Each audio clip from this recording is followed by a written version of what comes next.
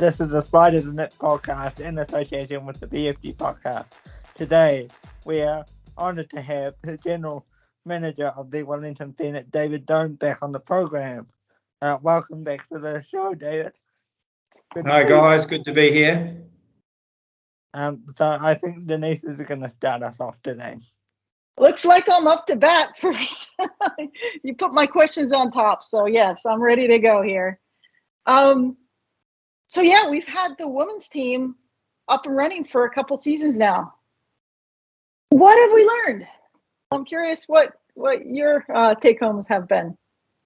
Yeah, we have learned a lot over the first 2 years about how to set it up right. And we now want to migrate to a slightly more professional program and trying to make it as a 12-month or how do we get the players to be focused on football, and how do we get it to be so that it's slightly more professional than we've had in the last couple of years. Not to say it wasn't the last 2 seasons, but we've obviously learned some stuff in terms of how to set the program up. The facility here at NZCIS is excellent, and the women get exactly the same access that the men get here. So we've got that part of the equation down pat, but we're now looking at how to structure the women's team going forward. So the idea is next year, and this is again, this is still very new. Paul Temple's away with the under-20s in Argentina, so before he left, we started talking about how we want to set it up. But the idea is that the women would train in the morning like the men, which gives them the afternoon to do whatever they're doing, whether that be an afternoon session or whether it be work or whether it be study. We think that's a slightly better way to set it up. And then we'll revisit the back office and make sure we've got all the support that they need.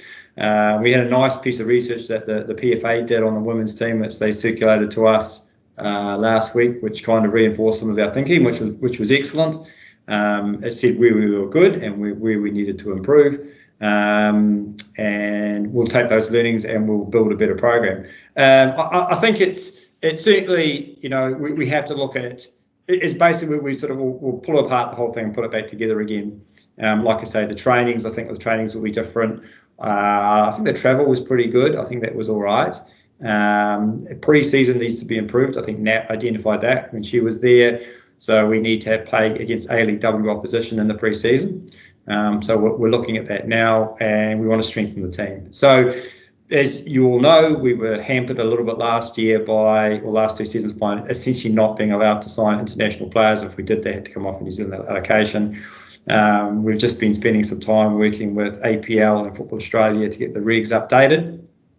And hopefully within the next 3-4 weeks, that will be updated accordingly. We don't absolutely know, but hopefully it's going in the right direction. Got another call in the next couple of days, but yeah, that would be great. Essentially, it's just align the women and the men to be the same.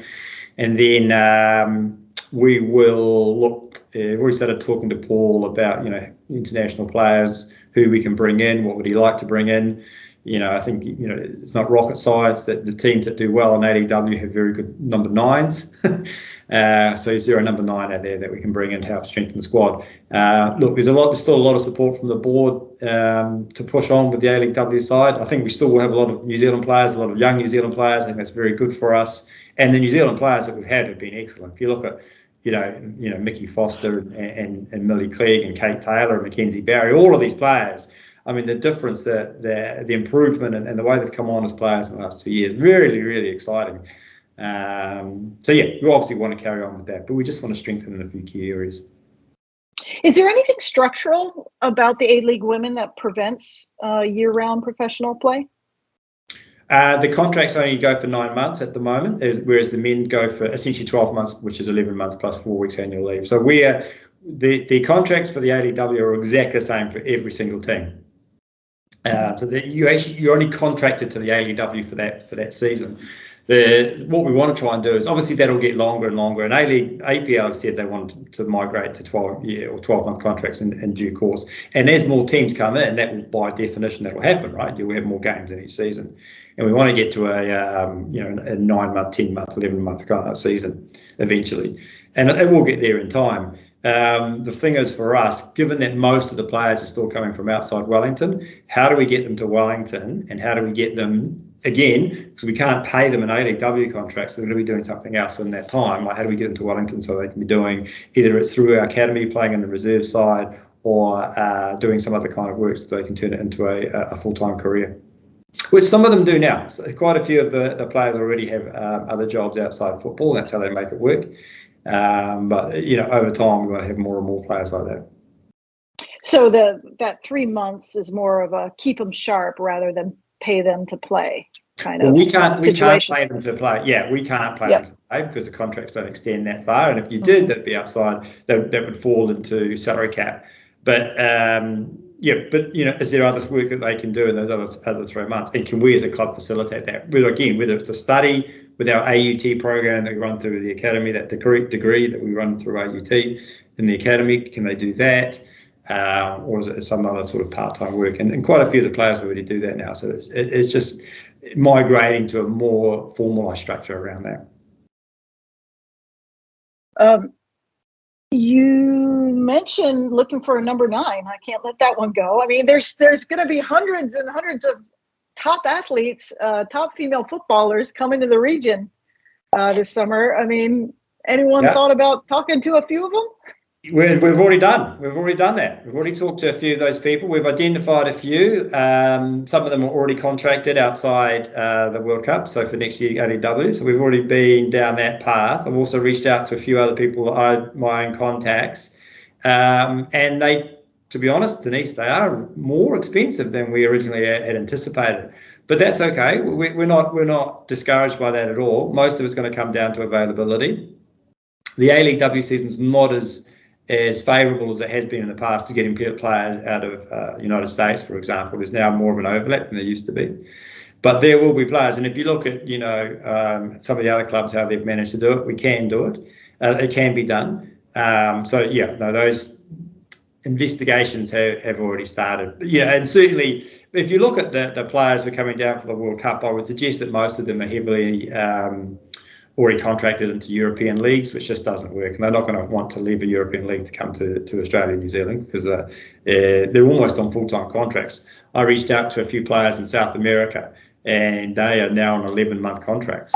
And they are on, 100,000 plus US. So they're on, the money's now improving for women's football, which is really, really good, except it makes it much harder for us to get the top players to New Zealand now because they've become comparatively more expensive. But there will be players that we will be able to get, and we're investigating that now. There's some great players in South America, some great players in Mexico, obviously, I mean, geez, what an opportunity. I mean, Mexico team is not coming to the World Cup, which is unfortunate because they are a fun team to watch. Yeah. Something else. Okay. So tell me about the process you use to get a women's coach for your team. Yeah. I mean, tell me about Paul. I mean, one of the things I'll be honest, one of the things I was a little skeptical on was, did you just choose a guy because he was, sitting right next to you? Or, did you have a short list? Did you have a process? Just tell me about it. Yeah, we had a process. So the first thing we did the end of season review with Nat, and that uncovered a few of the things that we wanted to work on. And then we looked around. As like, is there a female coach in New Zealand? And there just isn't. There was no one without the skills. Gemma and Nat are the only really skilled female coaches. There are some coming through. We've got Katie in our academy as an example, Katie Barrett in our academy, and there are a few others. But obviously, you need experience to be head coach for A-League W. You need experience. We don't want it to be a development position necessarily. Certainly with support staff, you can use more. You can be a little bit more lenient. But we want that team to be competitive. We want that team to win games. So we don't want to put somebody in there who's just going to be a development coach for us. So we did look around. Wherever possible, the club is moving to promote from within strategy, and that's across the board, whether it's players, whether it's staff. And you've seen that with Chiefy and the men's team, and a lot of the support staff now we want to promote from within. So coming through our academy, we're developing excellent people, support staff, and these people should be given the first crack because they've committed to the club. And same with on the women's side now. So we want to have as many and. you'll see in the academy now, we're appointing women S&C coaches, we're women physios. We're very conscious of the fact we've got a women's team, then we need women's support staff to support the women's team. And we're doing that at the moment, and those people have started already. And those people will come through over time, they'll come through into the first teams. And that includes the coaches. So we really want them to be in our camp. Even so, when we looked around for who wanted to be the head coach next year, we did look outside the club, but there was nobody that we felt would have the same experience that Paul does. He's coached women's teams. He was under 17 coach. He's got a lot of head coach experiences with the under 20s in Argentina at the moment. Do you know what I mean? There's really, really good experience, and he's been heavily involved in the women's side since we've started the program the last 2 years. He's been heavily involved in the coaching of those teams. So really, really good experience. And then when he interviewed, he nailed it, absolutely nailed it in terms of what we wanted to do, where we wanted to go. We were talking about the number 9s. He came to the table with here are 8 players that I want to, international players that I want to sign. So he'd already thought about that. He'd already thought about the structure. He'd already thought about the New Zealand players. He'd already thought about the players in the current team that he wanted to recruit. And why he wanted to recruit them, where the weaknesses were. So he interviewed or presented twice in that process, and just really well thought out. He thought about budgeting, he thought about his support staff. So when we went through it, there's really no one who in New Zealand who could even come close to that level of experience and also nailing the strategy. And the other thing with Paul, of course, is he gives us that link to the academy. So he knows all the girls in the academy, he knows the girls in the first team, and he knew the ones that were ready to step up. And he also knew which ones we need a bit more development, where we need with more experience. So just very aligned. It just made so much sense. And again, where possible, we want to promote from within, because it gives career progression for staff, for players and staff. And so it just ticked a lot of boxes for us. Fair enough. The more and more I hear about him, the more and more, I'm being sold.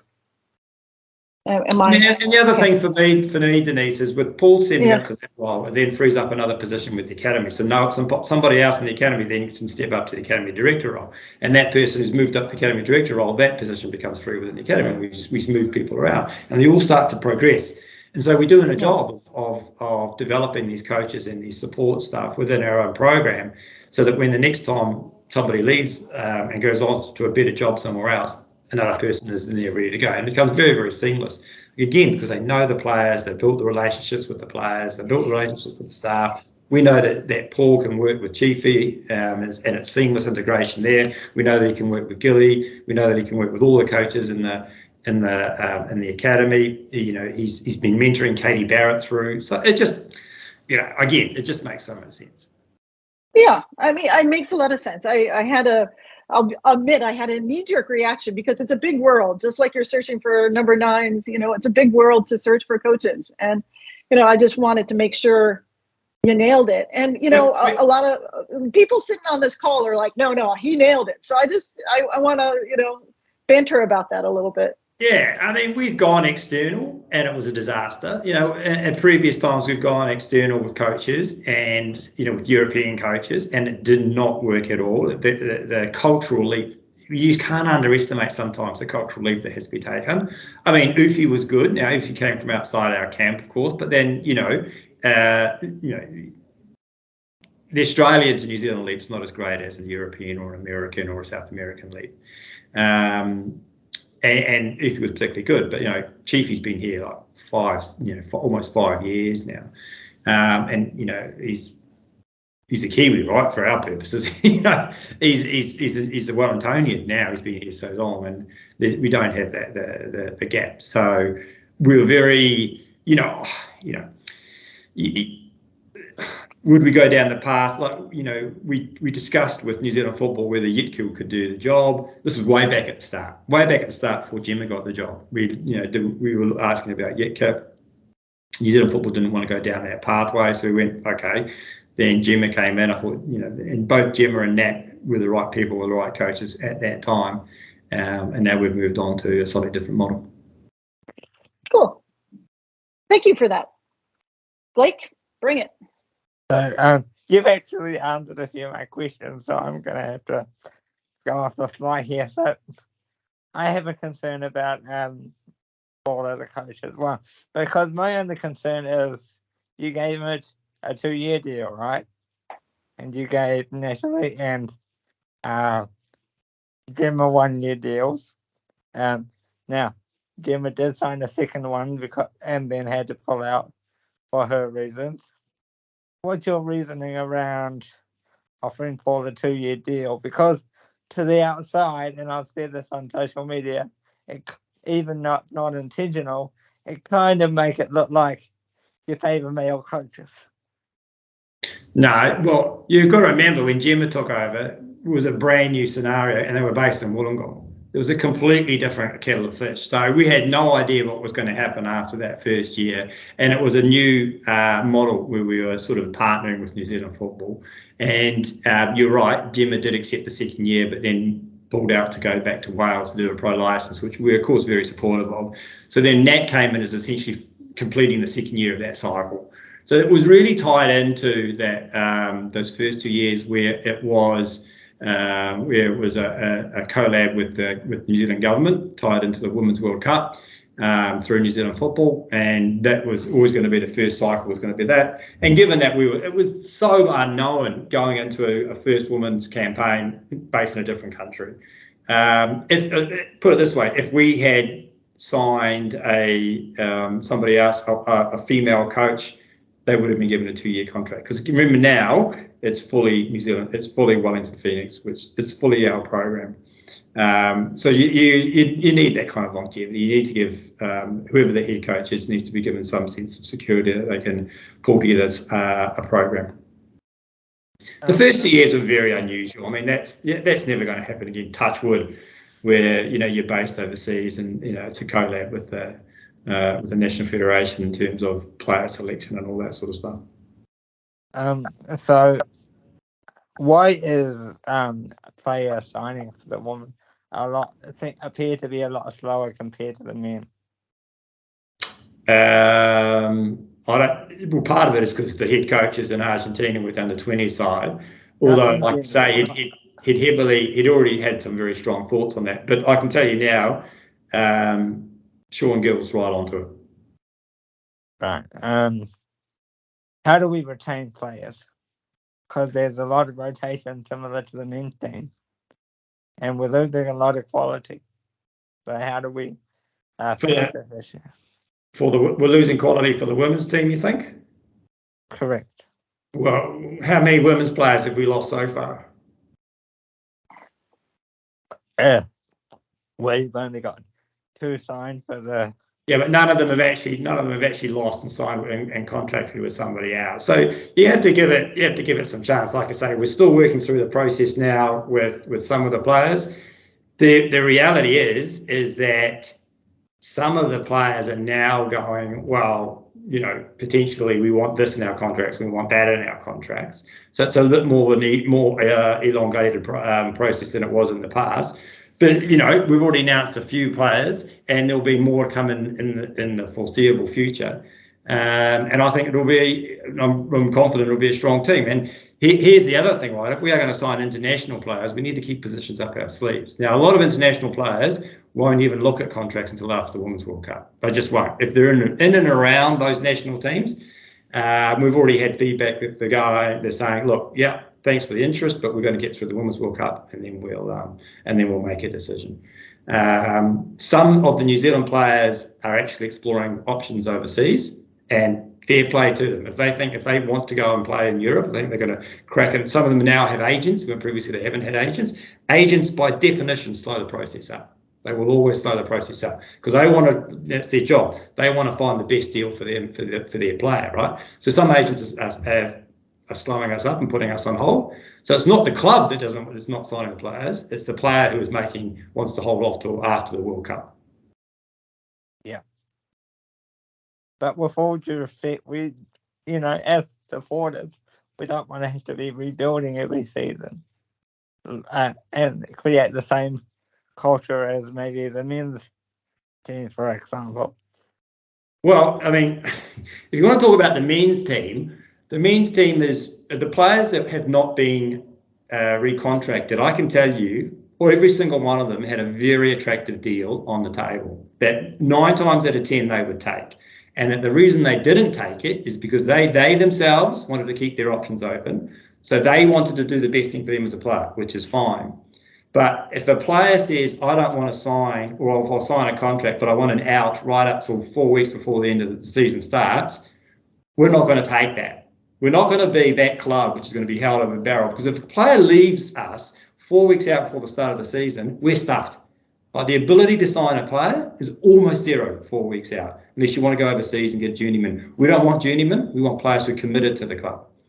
Other players, it doesn't matter what we do, if they want to go play in another country, they will go play in another country. And often it's not the player, it's often the partner, or it's something else not unrelated to the club where they've gone, I want to be based somewhere else. And it doesn't matter if you put a 3-year deal, a 4-year deal, or 5-year deal on the table, very attractive. If they want to play in another country, it doesn't matter what you do.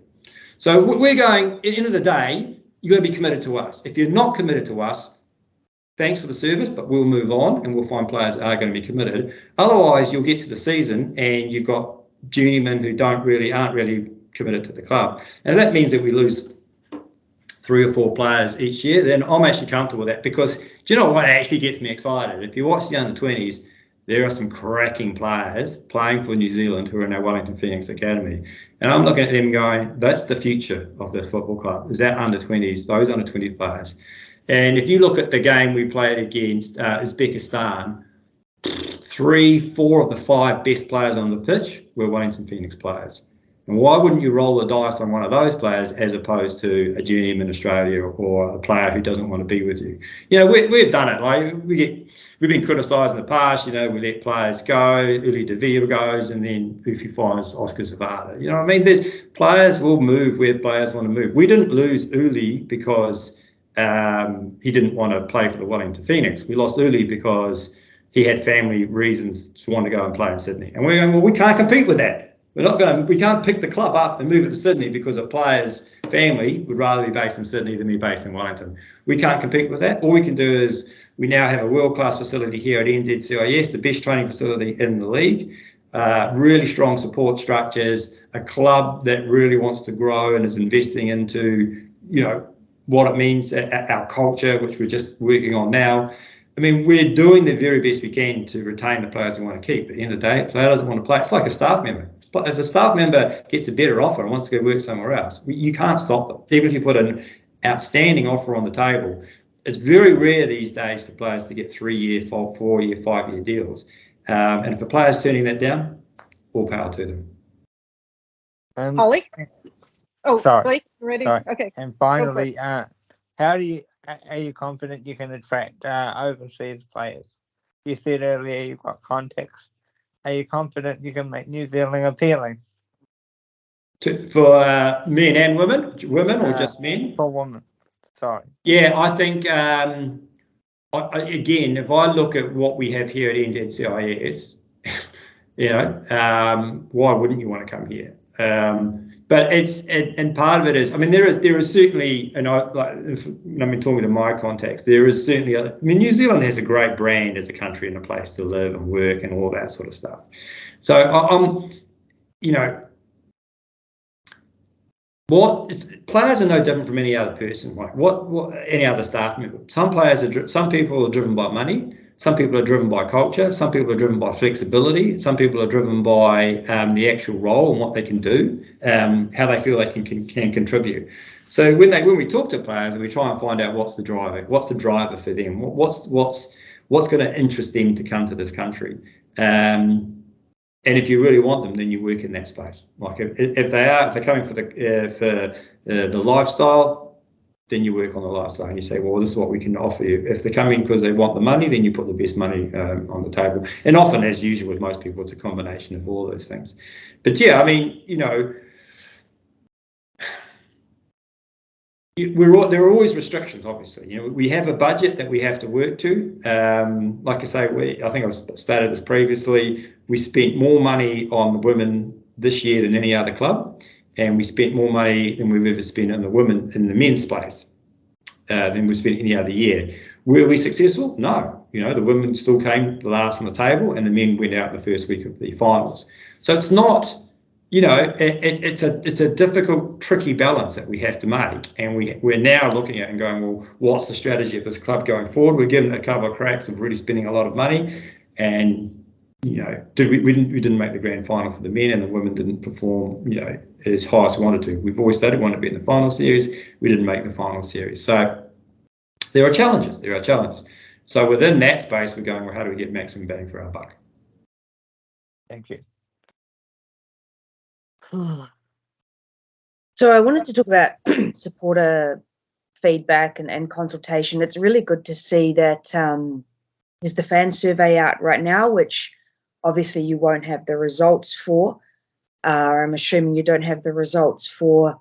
There's also the new fan consultation group. How do you envisage that sort of functioning? How will this feedback be received and considered? The representative group? Yes, that's right. Right. So the plan there is the APL wants that group to meet quarterly. I think we'll do that more frequently with Wellington Phoenix. It's something that we've wanted to do for a while. It's been difficult, obviously, when we've been based overseas, but now we come back. And when they raised the APL, I mean, this is perfect timing for us. It's about time we needed to move in something in the space. It's a really good format because it now ties into what every other club is doing or should be doing. And also it ties into what our APL want to do from a central. So now that closes the loop on that. So we're looking at that. We've just got together the group, and I think we're going to announce the final names in the next couple of days. There was just one person who we couldn't get hold of, and I think they've managed to get hold of that person now. And then that group will meet probably remotely, because it's going to, I mean, we've been very careful, well, not careful, but we wanted to make sure that we had a good distribution of people. We wanted people based in New Zealand and some in Australia, because as you know, Holly, there's some really strong participant groups and fan groups in Australia. We want to make sure we cover those views, and we want a nice gender balance, and we want a nice age balance. And, we don't want it to be so big and that it becomes unmanageable, because if you have a group of 30 people, and it's just you can't use those opinions. And again, it's going to be mostly a qualitative kind of an exercise. So it's mostly just, we'll meet probably once every 6 weeks via remote digital means, with an agenda going through a few items. We'll also use it to canvass opinions, like when's the best time to play. I think we've put a couple of questions into the research piece, because we've been asking the league for years to give us Saturday afternoon kicks off at 3 p.m. So we put Saturday afternoon kickoffs at 3 p.m. and nobody turned up. Right, so we're going, well, that didn't work. So, we put some questions in the research project as to when do you want our games to be. But a whole lot of things, how do you want us to do this? How do you want to do that? So we'll meet there regularly. And then there's one representative from that group will go on to the APL, which I think they're looking at doing quarterly. I'm not quite sure. But I don't know, it may not have decided. But we'll meet more frequently than the suggested time frame from APL, and use it as a forum just to canvass opinions, and then potentially take those opinions forward. But also give us as a club, the ability to feed back to those people in that group why we do things the way we do them, because you're right, it's hard to get some of that messaging across, without doing a media release, make a big song and dance about it, as to why we go to Auckland and play 2 games up there, as to why we have to why we play in the blue at home. Do you know what I mean? And we've sort of ad nauseum we've been trying to explain why that is, and we still get criticism. And anyway, it is what it is. So it's hard to make everybody happy all the time. But it will be a way for us to feed back to those people in that group, and hopefully that then just disseminates through the ranks, whether it be on social media or on their own channels, about some of the decisions the club makes. I have to say, you've always been very receptive when we've had a conversation with you. I feel like you're probably quite frequently accosted when you're spotted by a Wellington Phoenix fan, and then sort of had to talk your ears off. But I do appreciate it, because I think a lot of senior club management and a lot of those clubs are just not available at all. So is it a bit tiring to be constantly, in the street? Or no, not at all. Not at all. When I went to Wollongong, I said I had to get in touch with, not Wollongong, sorry, Macarthur. I had to get in touch with the Macarthur guys and say, look, I'm coming to the game, but I'm not going to go to the lounge. I just want to hang out with the fans. And I didn't know it was going to be pouring with rain. If I'd known that, I might have made a different choice. Luckily, Clark gave me his poncho. But I did want to reach out to the Macarthur guys. So I'm not snubbing you guys or anything, but I just want to go and hang out with the fans. Because, at the end of the day, Holly, I'm just a fan as well. I was there in the first game, and I just want the club to be successful. And so I totally get when fans have an issue and like, why do we do this and why have we done that and why can't we do that? I get it, right? Because most of the times when I get that feedback, I'm going, yeah, that's exactly what I would have said if I was a fan. And so it does give an opportunity to just to chat with guys. And the fans are like, it's, it is, I'll tell you without a word of a lie, so much more fun hanging out with the fans in the stand than being in the lounge. I would rather watch the game in the rain in Macarthur than being stuck in the lounge.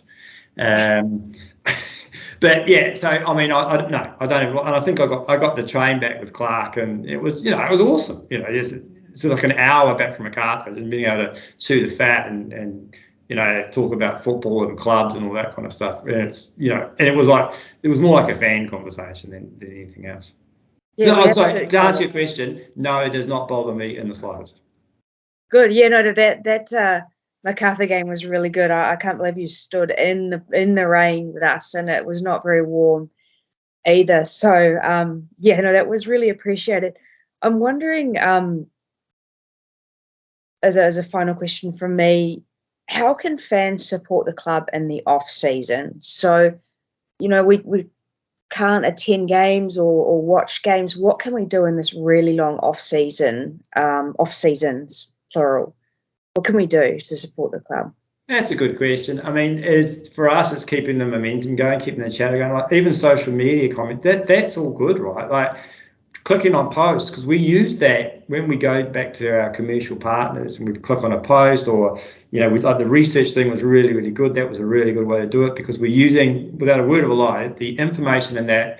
One of our corporate partners asked us for some fan feedback, which we didn't have through. They've done this piece of work in Australia, but they didn't do it in New Zealand. They only did Phoenix fans in Australia, the perception of the Phoenix brand in Australia, which came back was unbelievable, by the way. Like they had this sort of algorithm and the scoring method of all sporting brands in Australia, and we were the fourth highest scorer out of all the brands in Australia. So this included, the Sydney Swans and the Roosters and the Raiders and the Demons, all of their sporting teams.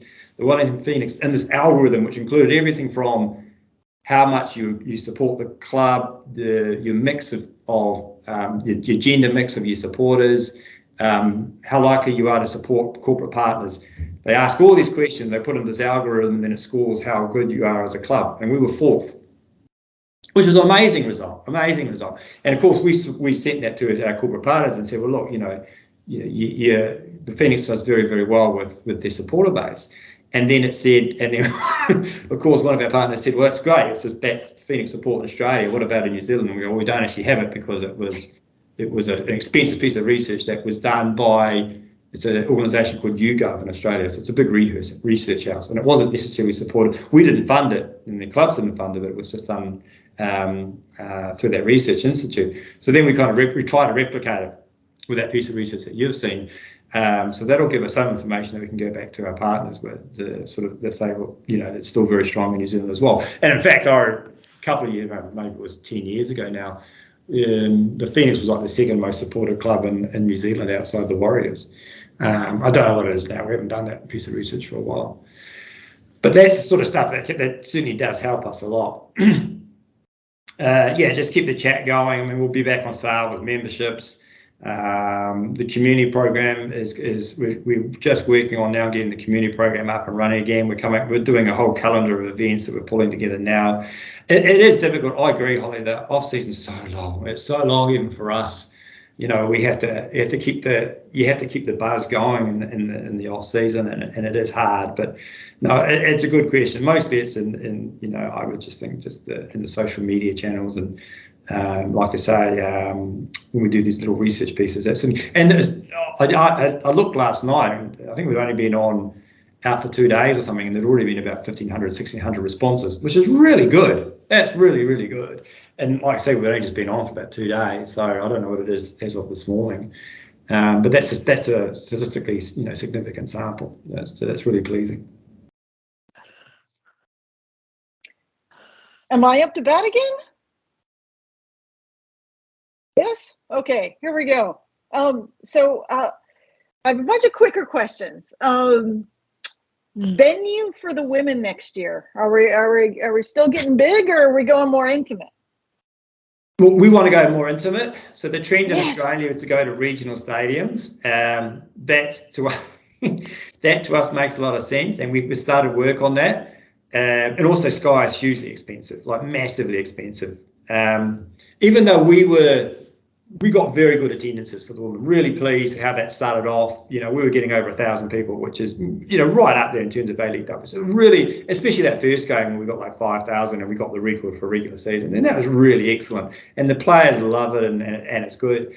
But we are looking at a couple of other Wellington-based ones, of course. We are looking at a couple of Wellington venues, and we started. And the first thing we got back was a quote from Sky about the infrastructure costs. And it's thousands and thousands to put the infrastructure in. So what potentially you would save in lower running costs, overhead costs at Sky, you've lost in infrastructure. So, it's never, these things are never easy, but I think as a general rule, we will try and go to regional stadia, because 1,000 people in a 5,000 seat arena or someone's. And the other thing that it gives us the ability to do is lots more flexibility with a regional stadium. You can do, food carts and bouncy carts. So we've got a lot more freedom to do stuff. And we've got a couple of ideas. And we're, like I say, in fact, before I jumped on this, I was just talking to Wellington City Council about how we can make it work in Wellington. So, yeah, dead keen. We think we can do a really good job in a smaller venue, fill it out, great atmosphere. And wrap a whole lot of stuff around it, but it's actually not as easy as you'd think. I have another question, just a player safety kind of thing. Has there been talk about these like really hot midday games and that you send your players to in Australia? Yeah, they're absolutely right. So they completed a review of A-League W season in Australia, and that was one of the because they do some double headers in Australia, and obviously the women tend to be the first game, and they've said you can't kick off at 1 o'clock or midday in Australia in the middle of summer. So that's been identified, and I think it will be. I'd be surprised if you see. I mean, New Zealand obviously it's less of an issue. But I'd be surprised if you see the women kicking off at quite or as many games. Anyway, that's kind of left with the APL to work out what they call the domestic match calendar and the kickoff times. But yeah, no, it was certainly raised as an issue. I need to follow up on something. You said there was more money spent on the Wellington Phoenix women than any other women's team. Where did that money go? What was it spent on? Just so we all have a bit more context. We paid a lot of money in accommodation allowances. So where the salaries we paid to the players was about mid-table in terms of we weren't the cheapest and we weren't the most expensive, but we paid a lot of money in accommodation allowances. And the reason for that, obviously, is 90% of the team came from outside Wellington. There are a lot of very young players who didn't have jobs. So it was originally set up, obviously, when we did it, we did it on the basis that they were going to be based in Wollongong. So the first year they had to. You can't ask a 17, 18, 19-year-old player to uproot from New Zealand, send them to Wollongong and then ask them to pay for rent. So when we originally did it, we go, well, we've got to cover that cost. So then it just rolled into the second year as well, because that's the way we set it up. So we were paying those accommodation allowances in the second year again because most of those players. But now that we've got a full-time program, or we've got a locked-in program, the proposition is if you're playing for the women A-League W, Wellington Phoenix A-League W side, you should be based in Wellington. and we'll help you find jobs. So we're no longer will be paying accommodation allowances. But having said that, Denise, we're not going to be the lowest paying salaries either. And like I say, we're also going to look at international players. So we may not be the most expensive, pay the most in player salaries, because you'll probably find that's still going to be the Melbourne Cities and the Sydneys of the world who will pay the most in salaries. But what we certainly will do will be up in the top half of the table. But the corollary to that is, if you're up there, then you should be making the finals. So if you're top four, that's how we measure the success of our programs. Where at the end of the year we do analysis as where do we sit in the table, and if you're the fifth highest player, then you should be in the top five. And if you're the fourth highest player, you should be in the top four. That's how we do it for the women, and that's how we do the analysis for the men. And obviously that didn't work. We overperformed with the men. So in terms of our finishing position, but for the women, actually probably maybe not for the men, maybe right on it actually. But for the women, obviously we were way behind. But again, accommodation allowances isn't really a salary, but it does enable players that are not out of pocket. So we were essentially covered the accommodation. They didn't have any rent for the year, essentially. Yeah, it's a huge thing. I know that was a big perk recently in the NWSL last couple of years that they covered. It's a 12-month contract covering accommodation. Yeah, and inevitably, some players, whether it's accommodation allowance or you pay them more, you need to help some players, especially with the imports, right? So they come in, and if you're only, depending on what their salary is, they might need some form of accommodation allowance to get them over. But often you find you end up, like for some of the players coming from overseas, we had to pay for their relocation because they were coming from Europe or wherever. You have to make it, equitable, so they're not paying for their flights to come play for the Wellington Phoenix.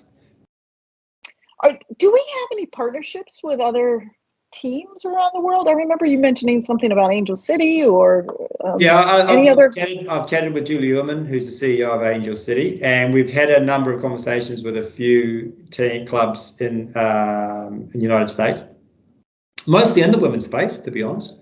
But then nothing's formalised. But it is something that we are looking at. You have to find the right club and the right proposition.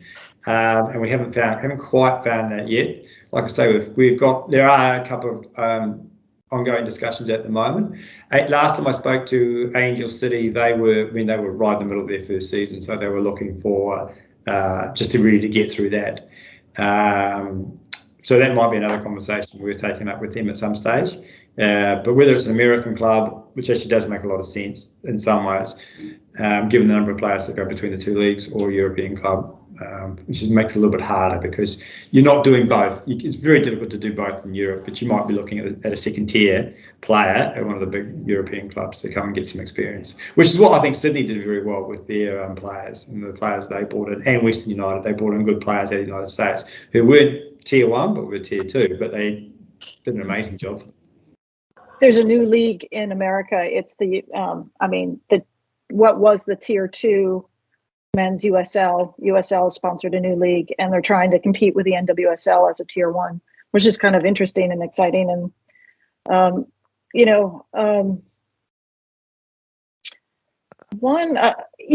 mentioned Angel City at they're valued at 100 million, Gotham at 40 million, Washington at 35 million. I mean, these are all unaffiliated clubs. What do you think of that? The American competitions, whether it's the men or the women's side, they're often held up as an example of potentially where the A-Leagues is going to go. Where, if you're looking, 10 years ago, you could buy an MLS franchise for 100 million. Now you're looking at $500 million plus. So you can buy one for 500 million, but you got to build a stadium at the same time. And a lot of these clubs, I know New York City, for example, have got a perfectly good stadium in Manhattan, and now they're building another one. I mean, I get there's scale with the United States, but that's kind of what a lot of investors in Silver Lake who invested into the A-Leagues. That's what they looked at. They went, the A-Leagues is a competition right for growth. And it might take 5 years, it might take 10 years. But yeah, you look at those franchises. I mean, Angel City is an exception. I mean, that's an exceptional bunch of people who have come together to form that club, and they've done very well. And they'll only, I mean, even the first year, I know they didn't win anything, but yeah, even in their first year, they've performed admirably, and they'll just go from strength to strength. So it's really encouraging. I mean, that's fantastic for football that you've got these kinds of numbers being bandied about for essentially a new product in a relatively new market. But it does show the potential of the sport, and in those countries where it's not the number one code. For me, it shows just the range of investors, of people who want to invest in the club. And Michelle Kang out of Washington Spirit, she just bought 52% of Olympic Lyonnais, and she's looking to buy more clubs and invest in more clubs. Yeah. I mean, that's interesting to me. It's certainly a model. So I'm part of this FIFA. I'm on a FIFA diploma thing where they've got clubs from all around the world. And interestingly, the challenges that we face at club is universal. It's universal across the board, the challenge that are faced by clubs. And the solution is often the same as well. And most of these clubs are looking for partnerships. They're all looking, whether it's it's a city football group model, or it's the next stage down, or it's a looser. It might not be an ownership stake, but it's a looser aggregation of clubs. That's what everyone's looking at, and it is really interesting that more and more clubs are going to go that way. And like I said, this is not new for us. We've been looking at these things and potentially how we can do it in both the men's and women's space. Ideally, it would be good to have the model which is across both of those clubs. But we're looking at whether you could have a relationship in the women's space and a completely different one in the men's space. Well, Michelle Kang's going shopping, so yeah. Well, one of the neat things about women's soccer is that there's just some really unusual way of marketing women, that is kind of unique. Like Gotham FC and a number, they started it was these fit walks, these outfit walks where they like get into the stadium in a unique way because they look so hip and cool. And, not that I need these players to do that, but, tell me about like some cool stuff that the Phoenix, can do to bring some joy to these fans. Yeah, can they bring their pets? Yeah, the Americans really do know how to market well. I mean, and we do look to the MLS. If you look, whether it's in football or the basketball is amazing what they do in their social media. MLS, basketball, American football. They do the marketing very, very well, and we're always looking at new and innovative ways to get the message out there. We've done stuff, on our channels, which is, you've seen the players do stuff at NZCIS, using the digital wall here and doing things that are slightly different. Working with the Skies and New Zealand Football Fix. Trying to do stuff that's innovative with those guys and outside football, and so you get to know the players. I mean, that's the key, is right. How do you get to know the players? How do you get to know their personalities?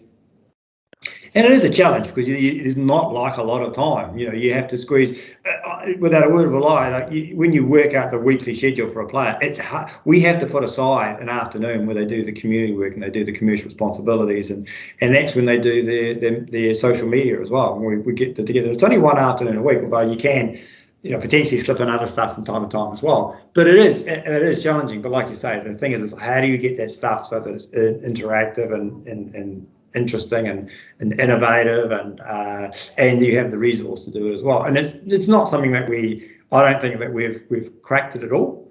And it is a challenge that goes in front of the marketing guys and social media guys every year. It's like, how are we going to do this and how are we going to make it interesting? Our social media stats are excellent. They are really, really good. There's a lot of it's heavy, just content. But you got to balance it with content in terms being interesting. It can't just be content for content. So we are looking up resourcing in that space. Are they still the highest in the league? We are for YouTube. So our YouTube channel is the number one YouTube channel in the league. We're good in Twitter, we're in the top half, TikTok top half, Instagram bottom half. I don't know why we're not quite as strong in Instagram as in the other channels. It's not as if we don't put as much focus on it, because we do. So generally, again, as if you're looking at the table, you know, where we are on the table in terms of size of the club, we're outperforming where we should be. But it's a constant challenge. And like I say, we are looking at resourcing in that space in the next couple of months. So one last question. Yeah, I'm going to ask Jonathan to wrap this up quickly for us.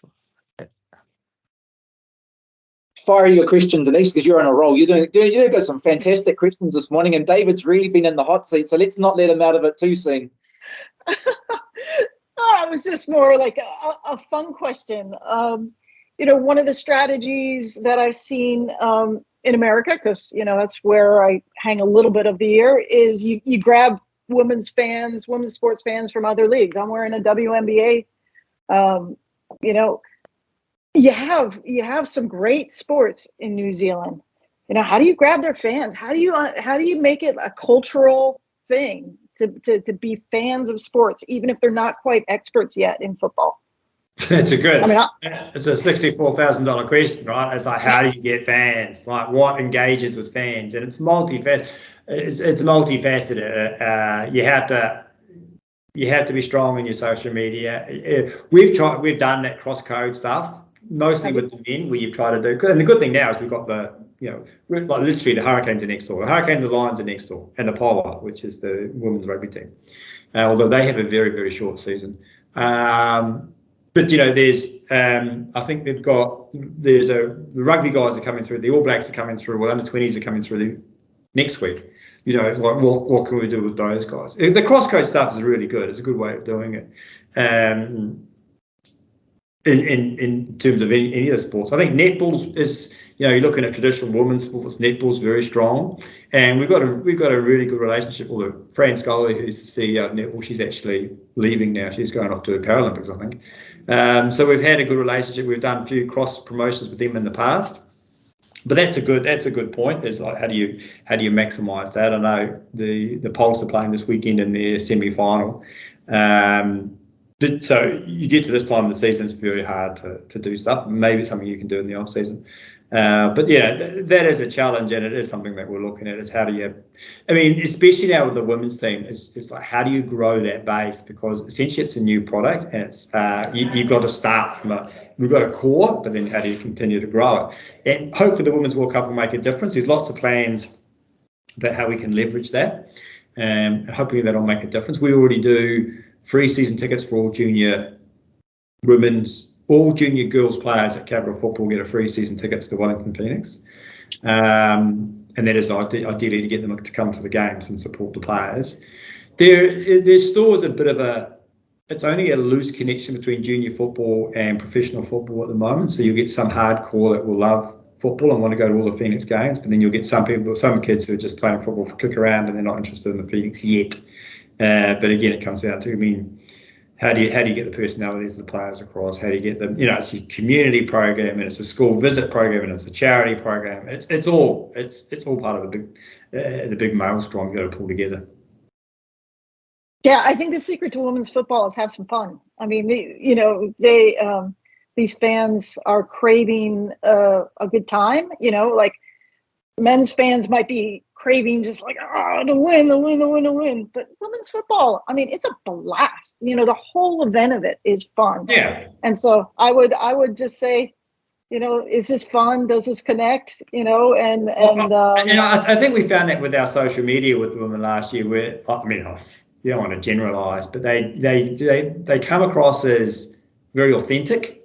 You know, very authentic. I'm not saying the men don't, but they seem to be more willing to show a little bit more of themselves, a little bit, you know, like you say, have a bit more humour. If I look at the stuff they did with Goran Paladin and the Kiwi Football Fix, it was really good and really engaging. And it was really, because they were very natural, you know, they hadn't, you know, and you look, and you forget some of them are very young, like Millie Cleave's 17, 18 years old. And when she does her piece, you go, oh, that's right, she's 17, 18 years old. And she's doing all this stuff. And I'll tell you, we don't do media training here.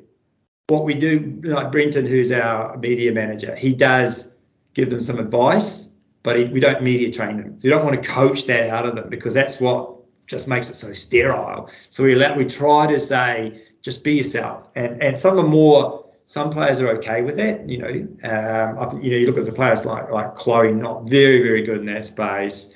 Lily Orfield, she's never been media trained, but it's just a natural.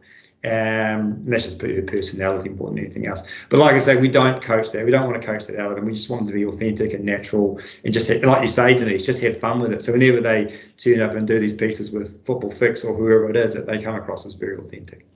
That's the funniest thing because Chloe, Lily, and who was the other one? One of the other ones. Mackenzie. Mackenzie Barry, yeah. Yeah. They're three of our top-rated episodes. So that's really interesting to know. I'm going to let Jonathan close this for a change because we've been keeping him quiet. No, you can do it, Blake. You wind us out, mate. You've done a good job. I feel bad that you don't get to talk. Are you sure? Okay. Well, thank you for coming on the show, David. And as always, it's a pleasure talking to you. And if you want to subscribe to our YouTube channel, like and subscribe this video, follow us on all your favorite audio platforms, and we'll see you on the next one.